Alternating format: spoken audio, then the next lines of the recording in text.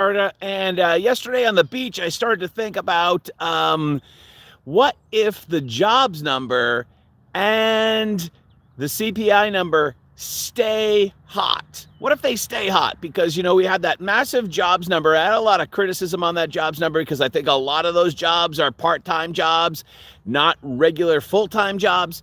But setting aside that, because the market really only looks at the top line number.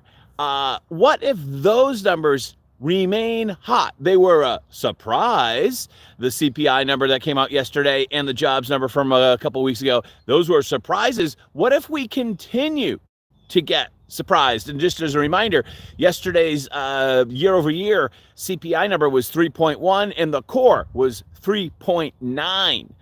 That's a lot of inflation, way above the Fed target of 2%, right? So I was listening to Meet Kevin, and he was like joking that it's the old joke. It's the CPI, not the CPI. And right, you got to take a big grain of salt with all of this data from the government because it's just basically what they're willing to admit to, basically, when it comes to inflation. And Mike Zuber was saying kind of the opposite. He was saying like, if you take out housing, then inflation's really not that bad. It's like 1.5% of whatever. Mike Zuber from One Rental at a Time, great YouTuber. So, I was also looking at tweets from EJ Antoni, who I'm a huge fan of on Twitter.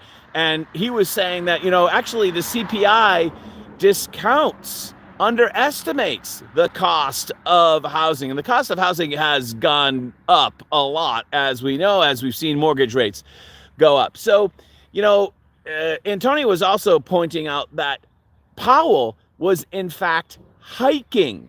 This is a really important point. Powell was actually hiking rates back in 2018 and 2019 when inflation was much lower than it is today, much lower than it is today. I think those, really some things to keep in mind.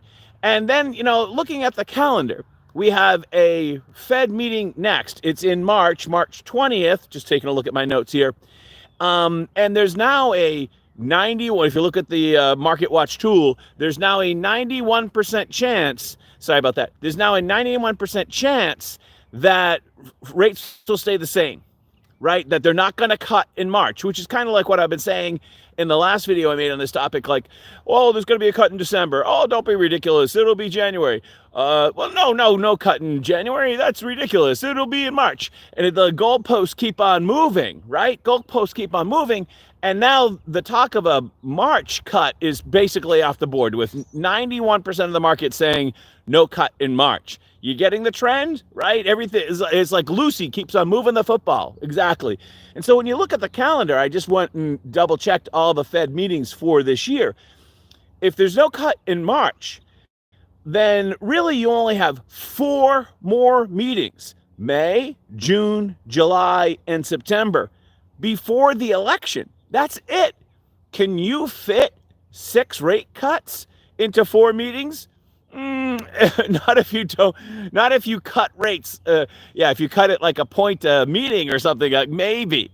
But I mean, there's not time really for 6 rate cuts in 4 meetings. In the end of the year, after the September meeting, there's a meeting on November 7th. Now, that is 2 days after the general election, and then there's a meeting just before Christmas. So that really only gives you like 4 times, because they're not going to cut. I don't think they're going to cut November 7th, the 2 days after the election. I couldn't foresee that. Maybe you can, I don't know. But I don't see that happening. But I just wanted to kind of posit the thought. If CPI and jobs numbers continue, we get a couple more surprises to the upside. They continue to come in hot. Is it possible that the conversation might change to being rate hikes, not cuts? I'm just saying, I mean, if the data comes in that way, the narrative might completely flip.